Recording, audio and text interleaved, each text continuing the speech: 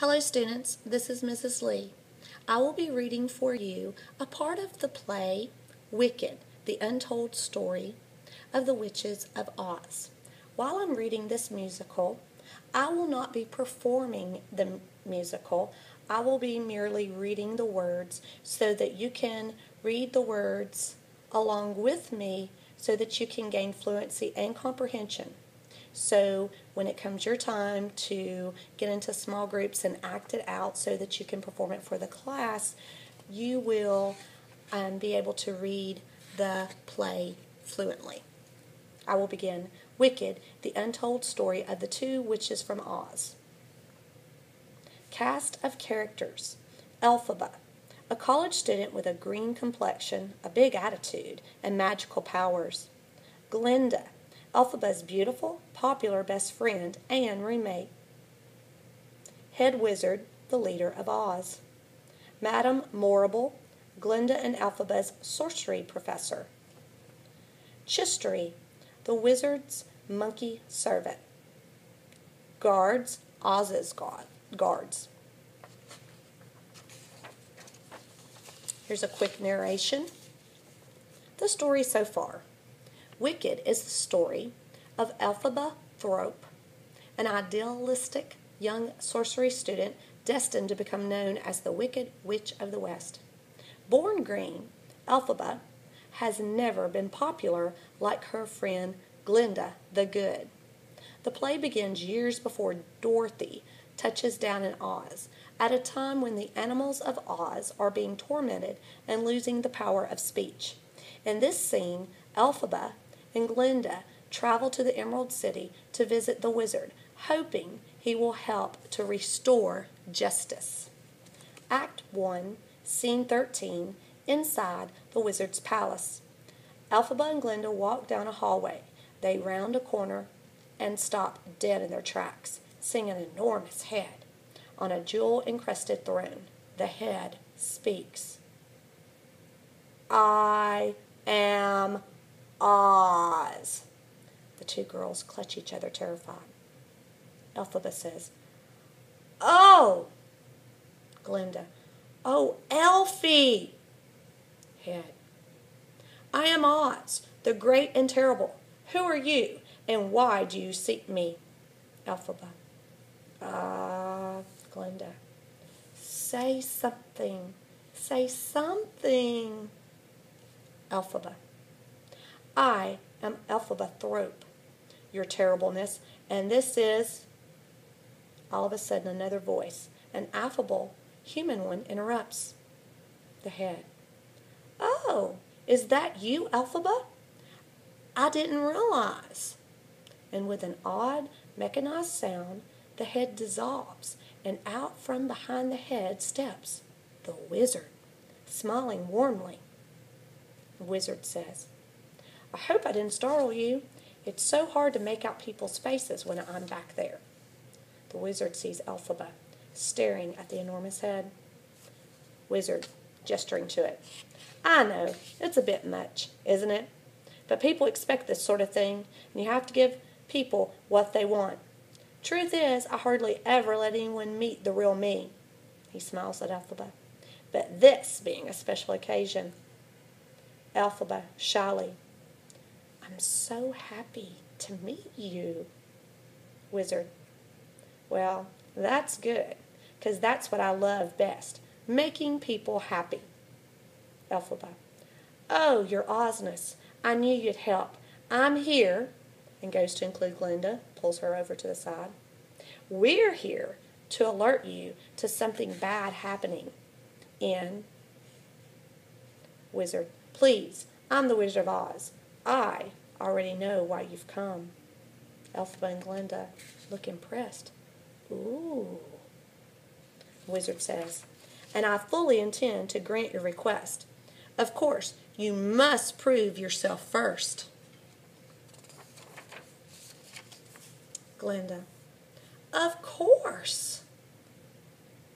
And then she sort of voiced to Elphaba, and that's a type of singing.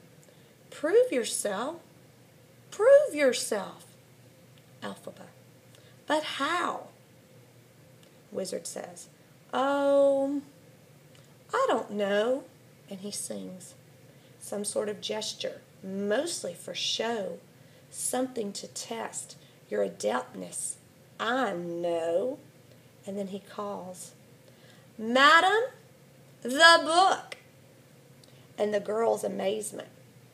girl's amazement, a splendidly dressed Madame Morrible enters, followed by Chistery, the wizard's monkey servant, who carries a large, ancient book. Madame Morrible. Right away, your Osness. Glinda. Madame Morrible? Wizard. I believe you're well acquainted with my new press secretary. Elphaba. Press secretary? Morrible. Yes, dearies. I've risen up in the world. You'll find that the wizard is a very generous man. If you do something for him, he'll do much for you. I knew she had the power. I told you. And this is only the beginning. Look. Morrible beams at the wizard, who smiles back at her. Elphaba. But what would you like me to do? Well, the wizard says, that is my monkey servant, Chistery. He watches the birds so longingly every morning.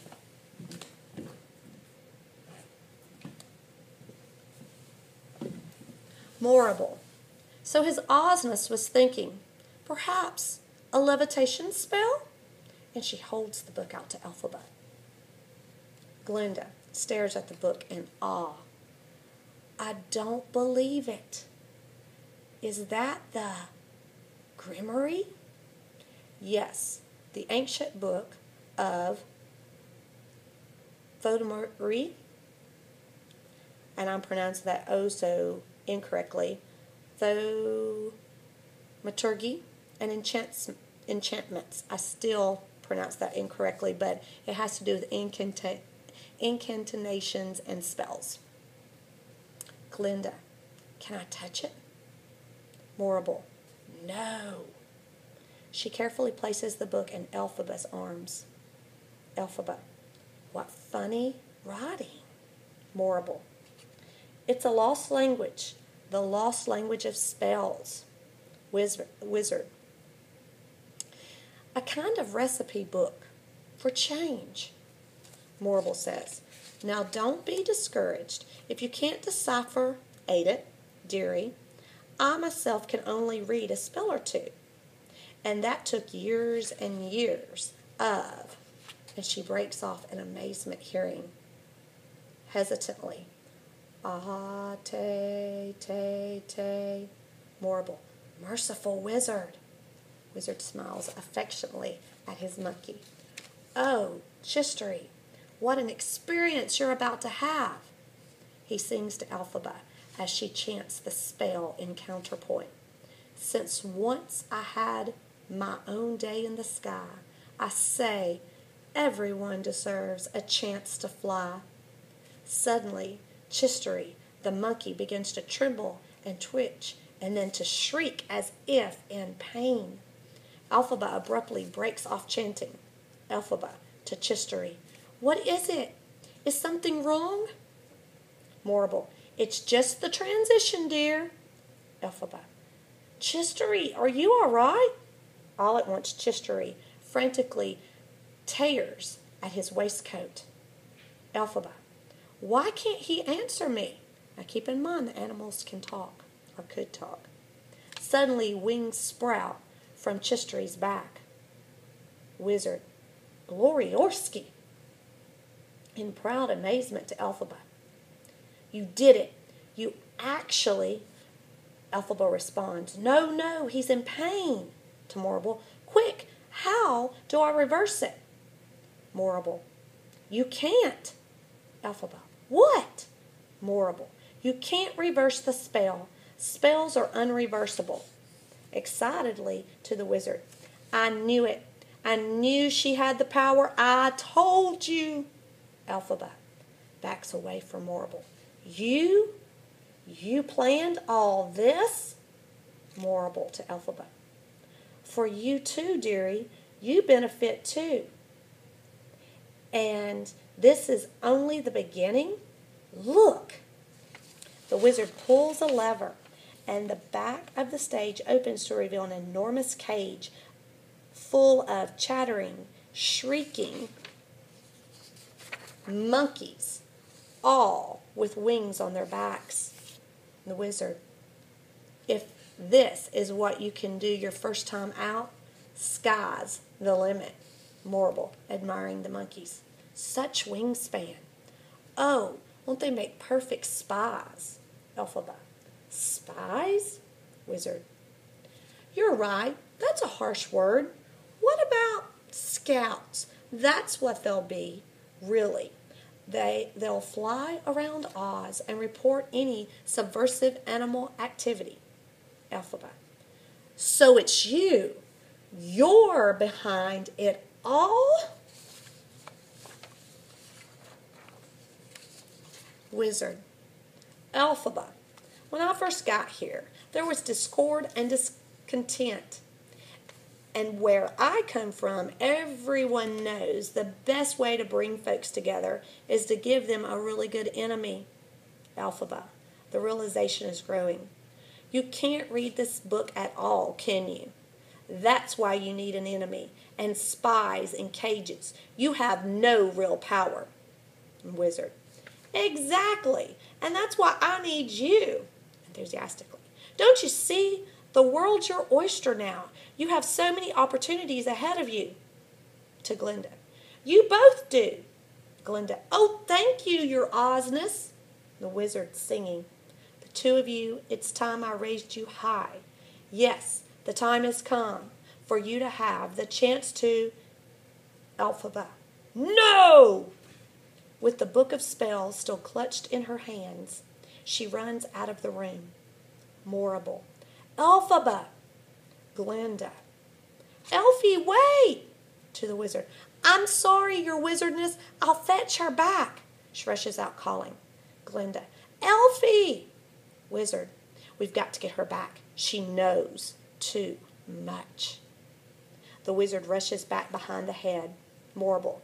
Don't worry, your Ozness. I'll handle it. She goes off purposely as the giant head reappears. Head. Guards! Guards! There's a fugitive at large in the palace. Palace guards appear as the head. Find her! Capture her! Bring her to me! Guards. Yes, your Ozness. The guards stampede from the room as we hear. Morrible. Citizens of Oz, there is an enemy who must be found and captured. Believe nothing she says. She's evil, responsible for the mutilation of these poor, innocent monkeys. Her green skin is but an outward manifestorium of her twisted nature. This distortion, this repulsion, this wicked witch. And how do you think Elphaba will respond to all of this?